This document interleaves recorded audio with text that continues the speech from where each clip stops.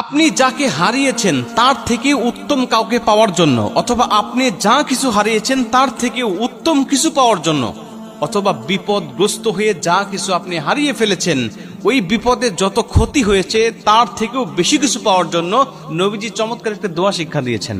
নবীজি বলছেন এই দোয়াটা যদি কোনো ব্যক্তি পাঠ করতে পারে তাহলে ও যাকে হারিয়েছে তার থেকে উত্তম কাউকে পাবে, যদি কোনো কিছু হারিয়ে যায় তার থেকে উত্তম কিছু পাবে, যদি কোনো বিপদে ক্ষতিগ্রস্ত হয়ে যায় যা ক্ষতিগ্রস্ত হয়েছে তার থেকেও উত্তম কিছু আল্লাহ পাক তাকে বাজেট করে দিবে।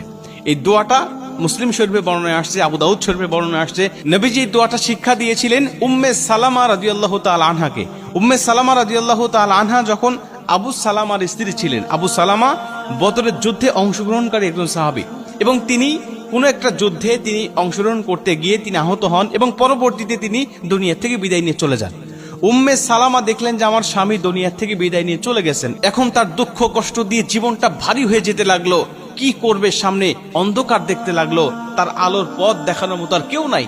নবীজির কাছে গেলেন, ইয়া রাসূলুল্লাহ, ইয়া হাবিবাল্লাহ, আমি কি করতে পারি? আমার স্বামী আবু সালামা দুনিয়া থেকে বিদায় নিয়ে চলে গেছেন, এখন এই বিপদের মুহূর্তে আমি কি করতে পারি, আমাকে একটু পরামর্শ দেন। নবীজি সাল্লাল্লাহু আলাইহি সাল্লাম বলেন, তুমি একটা দোয়া পাঠ করো। কি দোয়া? আল্লাহুম্মা আজিরনি ফি মুসিবাতি ওয়া আখলুফলি খায়রাম মিনহা। এই দোয়াটা তুমি আল্লাহ পাকের কাছে নিয়মিত পাঠ করো। আমি দোয়াটা আবারও বলছি, এই দোয়াটাই মূলত আপনি পাঠ করবেন। আল্লাহুম্মা আজিরনি ফি মুসিবাতি ওয়া আখলুফলি খায়রাম মিনহা।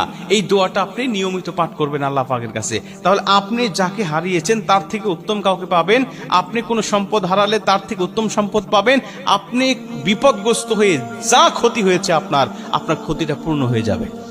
উম্মে সালামা রাদিয়াল্লাহু তাআলা আনহা নবীজির কাছ থেকে দোয়াটা নিয়ে চলে আসলেন এবং তিনি নিয়মিত দোয়াটা পাঠ করতে লাগলেন। নবীজি বলছে, তোমার স্বামী হারিয়ে গেছে তো, স্বামী